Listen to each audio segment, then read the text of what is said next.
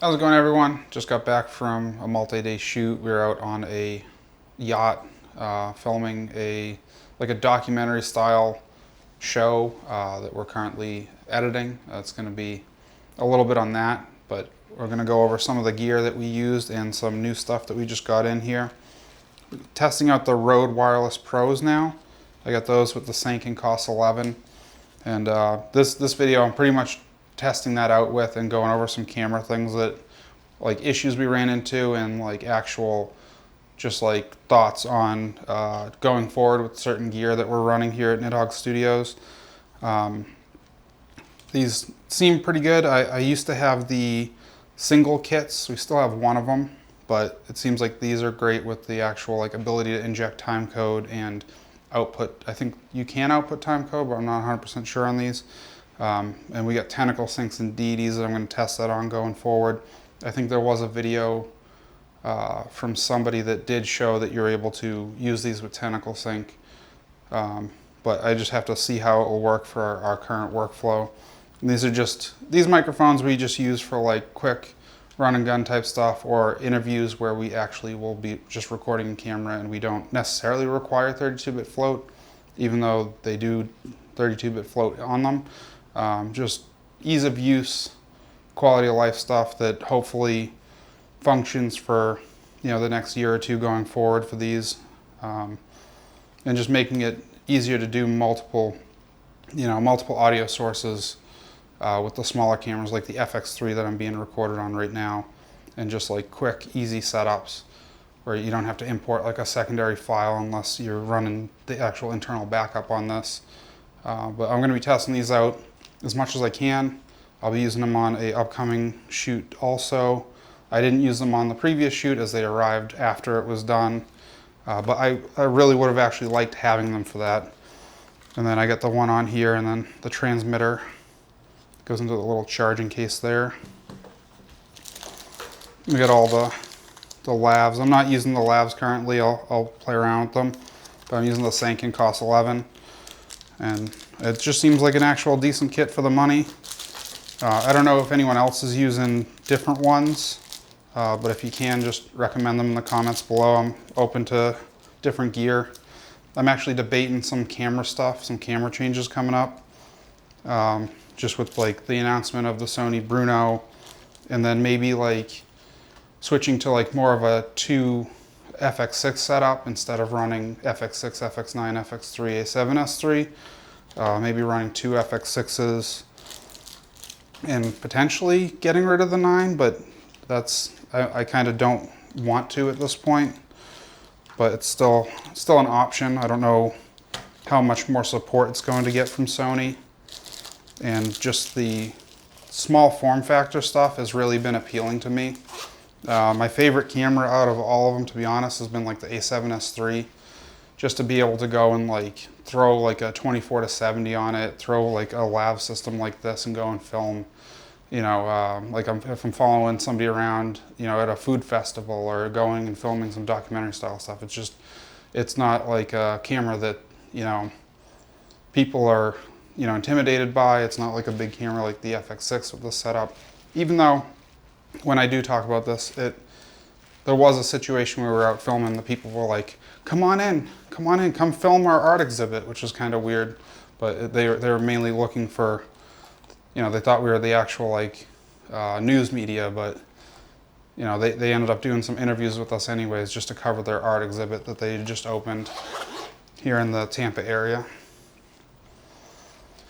But yeah, just testing out the audio on this. Let me know in the comments below if this audio sounds decent.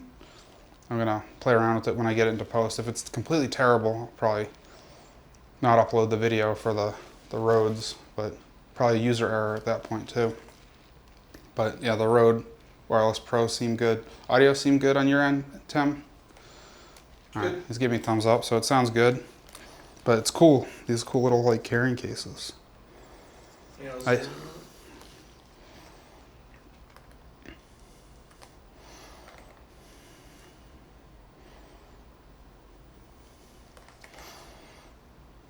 that helps charge it too.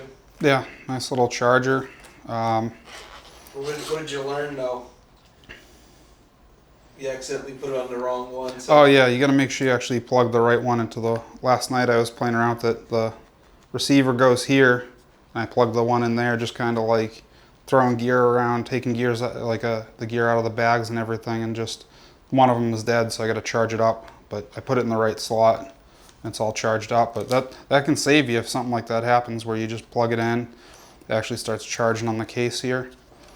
You can charge the case on the USB-C, but yeah, just be forewarned, they're not universal. yeah, they're definitely not universal. But I just, I kind of want like just a camera setup that can like fit in a backpack and doesn't weigh like a bunch of, it's not like 20 pounds.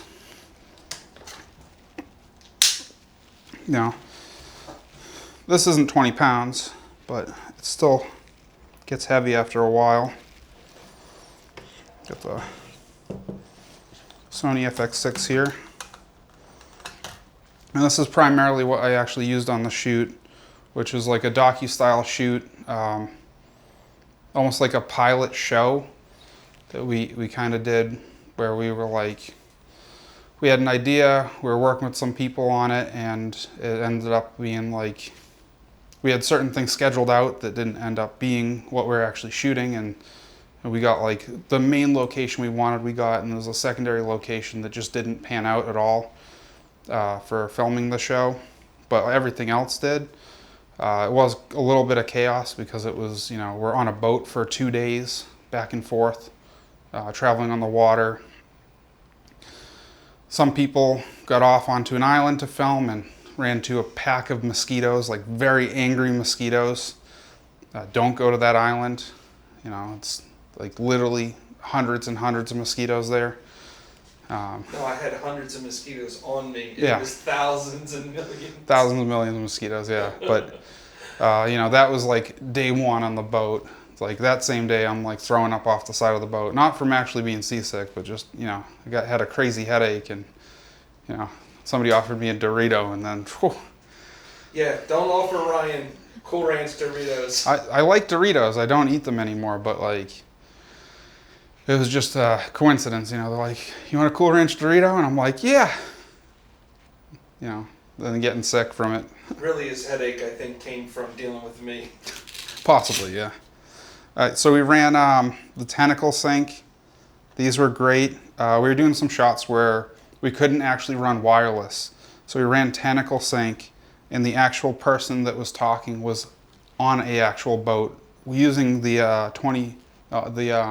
either we were using the 20 to 135 at times. They were using the 100 to 400 at 400 on a tripod or a drone, and we have to just record on everything, sync it up in post. And it's kind of cool that you could technically record somebody on like a 800 or 1,000 plus millimeter lens with like a 2x teleconverter, or like crop in with like a Super 35 mode on the FX9, and they can be almost like a mile away walking towards you. As long as they walk in the right direction and you have like a stable enough shot, they could literally be super far away. Doesn't even matter, you can actually record audio for them. But yeah, I was using this with the Atmos Ninja 5 and Ninja 5 Plus, depending on what setup we were running. And pretty much running like handheld. And then the good part with this is like actually being able to run shoulder. This is, at this point, this setup for us, besides if we have to run primes, is like the main camera go-to at this point.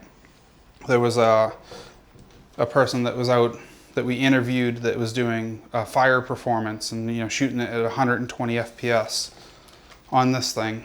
Although it does eat up a lot of memory, and media management can be an issue when you're shooting over the course of like 7 days, with very little like turnaround time on actually like getting stuff backed up and having to offload cards. And one issue is actually dealing with SD media on these larger shoots is one of the, like just having a 128 gig card and having a bunch of them, I don't think cuts it anymore for this type of setup, where like I have to not record sometimes if I'm running out of media, or just record external. which is that also works too. But just like internal media in general, I just find to be the way to go over the Atmos stuff sometimes. Unless I need to dual record for redundancy, but like having to press the button twice if I'm not in a certain mode where it will trigger it off the camera, it just gets in the way. And I like some of the stuff that I shoot, I need the camera to get out of the way. Gear just needs to get out of the way. And although everyone just wants to sell you gear and go through gear, don't buy gear, even though you need gear. I don't care about gear. It's annoying. It just, you know, everyone on YouTube wants to sell you gear like the Rodes, but sometimes it's helpful. Like this might be actually beneficial, but you know, as I said, sometimes I just want to use a A7S III and that's about it, you know, just not have the gear get in my way, even though that can still run into limitations. You know, there's like quality of life stuff on here with the internal ND, but sometimes that's not even enough ND, so you need another ND on top of that. Or if you run this lens and for whatever reason it's so bright out, you're on the surface of the sun, you're in trouble still. But yeah, FX6 setup, tentacle sync. I was running the, I wasn't running the Sony microphone, I was running the actual Sennheiser. But with this setup, with the 155 batteries here from Small Rig, they keep it small enough and like just heavy enough where you're not going to get like micro jitters. Or unless you have your monitor set up wrong, then you might actually be stuck with the camera tilting too much on you.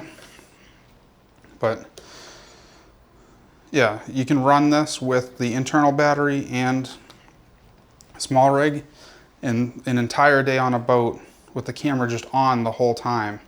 You know, you're on the boat like 8-9 hours. You end up with still like 60% left in that instance.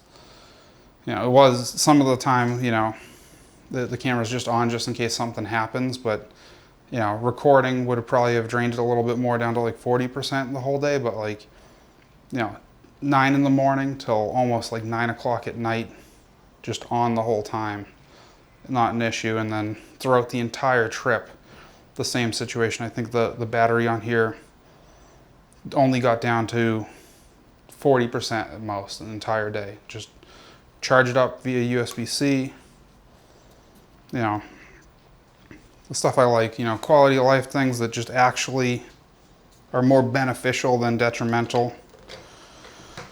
But yeah, that's the FX6 setup. I know I'm just rambling. I kind of like to ramble in this type of video. I don't want like high production quality, just light, you know, nice lights, and just talk about whatever I'm talking about with the gear. Sometimes I might say, you know, I don't really care about cameras anymore. You know, it could be something like that after filming for 6-7 days and you got a lot of gear with you. We had a small crew. It was just me, Tim, and Brian, and you know, a boat. And gear can just get in the way. Small cramped spaces. It's, you know, not ideal, but you just get through it and bring less stuff next time. That's my advice sometimes, is bring less, bring everything you need, but less is better.